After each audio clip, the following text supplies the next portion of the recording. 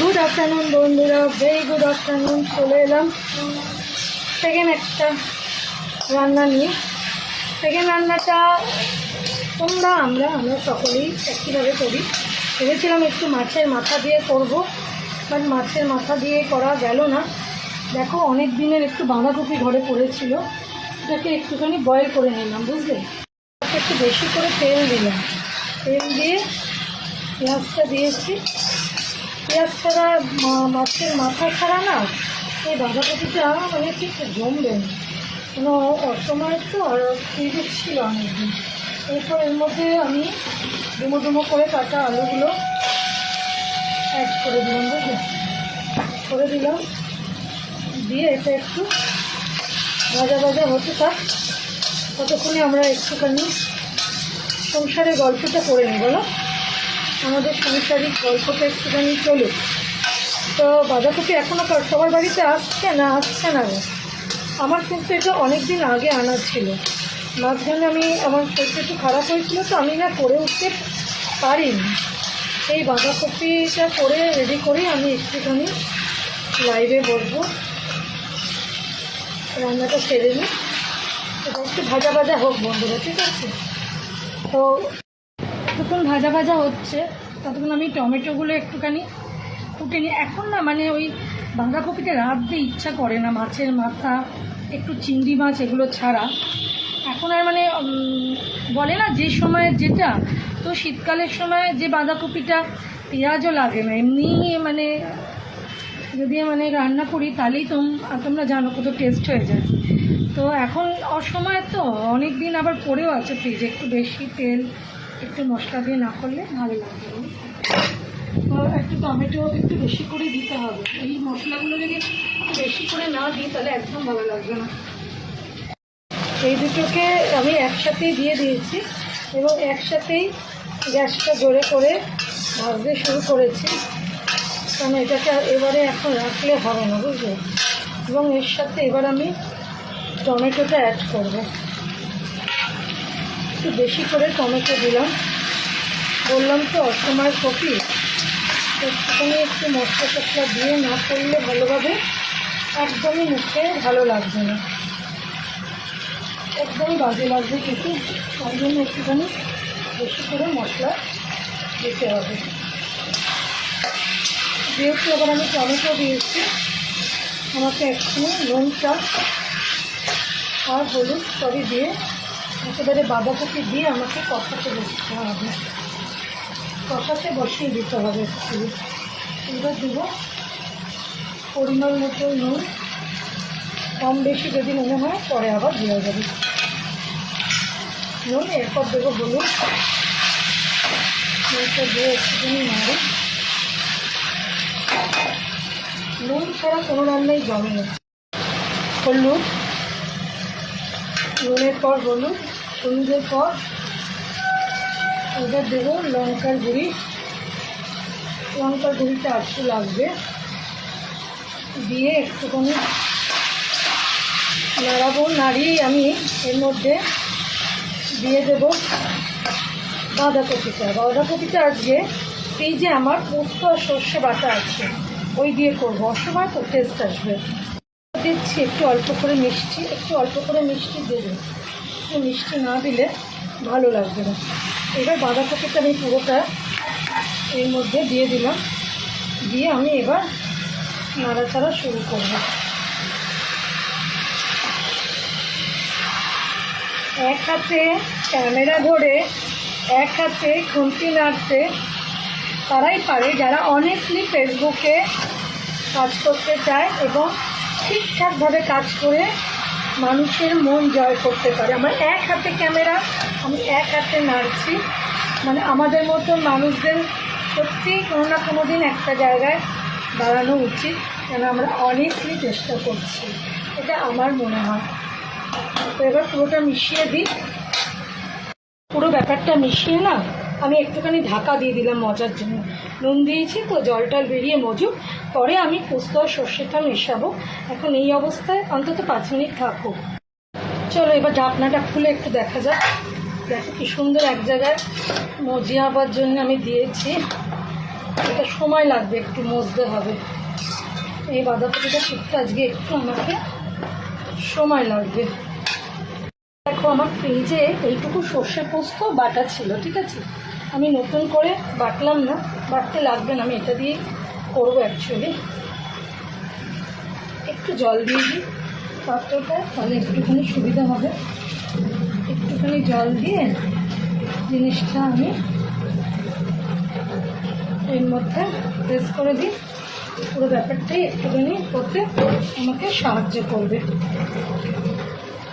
এরপর একটু জুত করে এটাকে নাড়তে হবে। ওকে, তোমরা এখানে থাকো, তোমরা মানে আমার বন্ধুরা এখানে থাকো, আমি একটু ভালো করে নেড়ে, ঠিক আছে। যদি একটু ভালো করে রান্না নাড়া না যায় তাহলে কিন্তু রান্না মানে সেই টেস্টটা কিন্তু আসবে না। তাহলে কী করতে হবে, আমাকে ভালো করে সব জিনিস দিলাম, সর্ষে পোস্তটাও আমি মিশিয়ে দিলাম। এরপর এটাকে আমি আস্তে করে একদম গ্যাসটা আস্তে করে আমি এটাকে দমে দিয়ে দেবো একদম। এটা সেদ্ধ করাই তাছাড়াও আমি এটাকে একটুখানি এবার দমে দিয়ে দেবো। দেখো আমি সুন্দর করে নাড়িয়ে দিলাম, নাড়িয়ে এবার এটাকে আমি পুরোটাকে ঢাকনার সাহায্যে একদম দমে দিয়ে দেবো। এবং গ্যাসটা এই সময় আমি একটু আস্তে করে দিলাম, একদম আস্তে করে দিলাম। এবার পরে আসছি তোমাদের সাথে, ঠিক আছে। খুব চা খেতে ভালোবাসি, মানে আমরা কর্তাগিন্নিতে মানে চা খোর বলতে পারো। আমার মা ছিল, মানে আমরা ভীষণ চা লাভার, মানে কফি টফি যাক রসাতলে, আমাদের চাটা না হলে মানে দিনে কী বলবো 10 বার যদি বলে থাকি না তাহলে একটু কমই বলা হবে। তাই আমরাই চলে একটু চা করে দিই ওকে, একটু বেরাবে, না বেরালে হয়তো আমি এই সময় চা দিতাম না। যাই হোক, সবটাই তোমাদের সাথে শেয়ার করি। কী করবো বলো, একা একা বাড়িতে থাকি, ছেলেমেয়েরা স্কুল কলেজ চলে যায়, তো যা যা সারাদিনে নিত্য কাজকর্ম সকালে উঠে গুড মর্নিং থেকে শুরু করি, গুড নাইট অবধি তোমাদের জানাতে থাকি। যদিও আমি এটার পর টপ করে একটু লাইভে আসবো তোমাদের সাথে একটুখানি। কালকে যেমন 12:30টায় লাইভে এসেছিলাম, তাহলে 12:30টা হবে না, 1টার মধ্যে একটু লাইভে আসবো। যারা যেখানে আছো একটু জয়েন করো, যদি একটু বন্ধুদের পাশে থাকতে চাও। তো চাটা করেছি খুব সুন্দর করে, দেখে সত্যি সুন্দর করে করেছি। দাদা তোমাদের চাটা কি সুন্দর করে করেছি, কালারটা দেখলে বুঝতে পারবে, সুন্দর করে করেছি, উইথ ভালোবাসা, ফ্রি ফ্রি ফ্রি। আমি খুব মজা করি গো, মজা মানে বিন্দাস মজা করি সত্যি, এসব তো ভালোবাসাটা নিয়েই আছে, তাই না? তো চলো, চাটা হয়ে গেছে, চাটা নামিয়ে ফেলি, নামিয়ে দুজনে কাপে নিয়ে কর্তা দিল্লিতে চা খেয়ে নিয়ে ওকে ব্যাংকে যাবে, বিকজ প্রবলেম, ব্যাংক আমার সবসময় ডাকে। চাটা নামিয়ে নিই, দুজনে একটু সুন্দর করে চা খেয়ে নিই।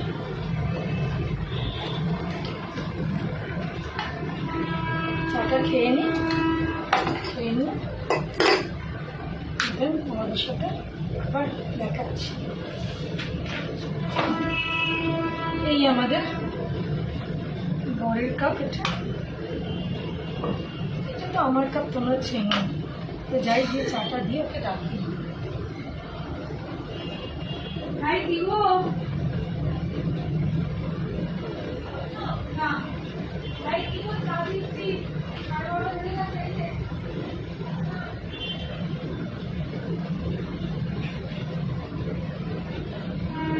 চাটা দিয়ে দিলাম, তো বাবাকে বেরোবে তো বলে চা না দিলে উঠতে পারবে না। এবার আর ঢাকা দেবো না, এবার একদম ঢাকা খুলে দিলাম, কেন আলু ফালু সব দেখলাম খুব সুন্দরভাবে গলে গেছে। এবার একদম জোরে করে রাখা থাকবে, আর একদম গপ গপ করে এটা জিনিসটা শুকনো হবে।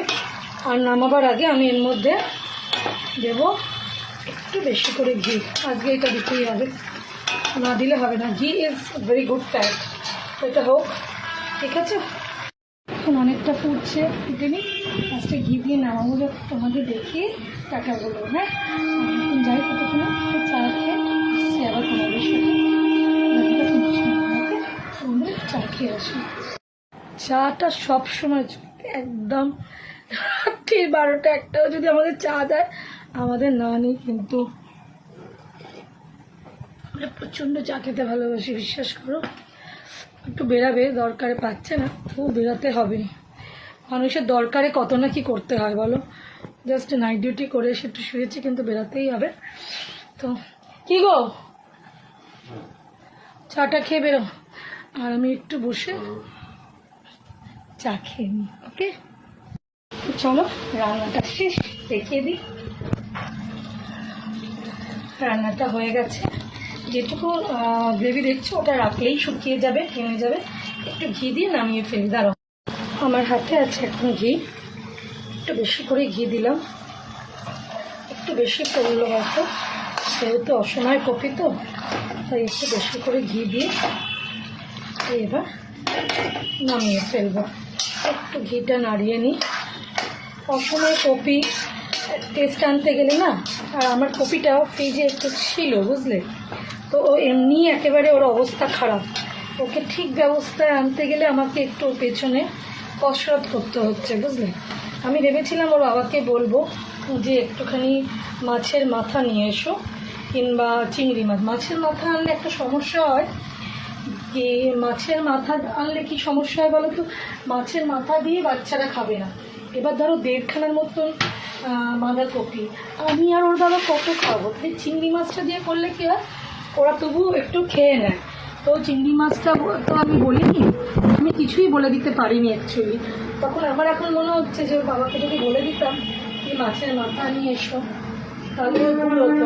মাছের মাথা দিয়ে করলে তেনারা তো খাবেন না, তেনারা মাথা খান না, মাছের তেল খান না। মাছ খেলে একটা কাতলা মাছ এত বড় পেটি দিলে চিনি বিনি করে ফেলে দেবে। শুধু চিকেন, মাটন, ডিম, সোয়াবিন, সবজি ছাড়া সবই ওনারা খেতে ভালোবাসেন। তো তাই জন্য আমি ভাবছি, যদি আমার এরকম হতো তাহলে আমি ওর বাবাকে বললেও হয়তো ভুলই হতো। তো যাই হোক, এই ঘিটা দিয়ে একটু নাড়িয়ে দিই, নাড়িয়ে একদম বন্ধ করে নামিয়ে রেখে দেবো, একদম একটু বাদেই হয়ে যাবে। তো বাড়িতে যদি এরকম পুরনো ধরো বেশি দিনের সবজি থাকে, ওগুলো একটু পেঁয়াজ রসুনটা আমার বাড়িতে খুব একটা, মাংস ছাড়া আমরা মাছ আছে খুব একটা রসুন ইউজ করি না। বাঁধাকপি রসুন দিলে খেতেই চাইবে না, রসুনের গন্ধ। আর পার্সোনালি আমি তো রান্না নিয়ে ভীষণই এটা ওটা চেঞ্জ করি। যেমন এটা সর্ষে পোস্ত বাটাটা ছিল বলে আমি ধনে জিরেটা দিলাম না। তো সেরকমভাবেই যদি একটু চেঞ্জ করে দেওয়া যায় সর্ষে পোস্ত বাটাটা, কিংবা শুধু পোস্ত বাটাটা, পুরোনো যে কোনো সবজি করা মানে ফ্রিজে থাকলে ওর টেস্টটা দ্বিগুণ হয়ে যায়। আর যদি বলো পোস্ত সর্ষের সাথে ঘি চলে না, যেহেতু বাঁধাকপি ফুলকপি সেখানে ঘি যায়। তো আমি কোনো বিশাল কিছু রাজি নিতে হবে, এগুলো আমি একটু নিজের মতন করেই করে নিই। তো কেমন লাগলো রান্নাটা অবশ্যই জানিও। আর কারোর যদি এরকম পুরনো কোনো ফ্রিজে কোনো কপি টপি থাকে, এভাবে রান্না করো, ভালো লাগবে। পুরো ভিডিওটা দেখো, ভালো লাগলে কমেন্ট করো, একটা লাইক করো, শেয়ার করো। আর অবশ্যই জানিও যে রান্নাটা এইভাবে না করে অন্যভাবেও যদি করতাম তাহলে কেমন হতো। আমার মনে হয়েছে এভাবে করি, যেহেতু আমার কাছে বাঁধাকপিটা পুরনো হয়ে গেছে আর মাছের মাথা চিংড়ি কোনোটাই নেই। অন্যভাবে যদি কারোর জানানো থাকে অবশ্যই কমেন্ট করে জানিও। তো টাটা, বাই বাই, আবার পরের ভিডিওতে তোমাদের সাথে দেখা করছি। টাটা, ভালো লাগলে লাইক কমেন্ট শেয়ার করো।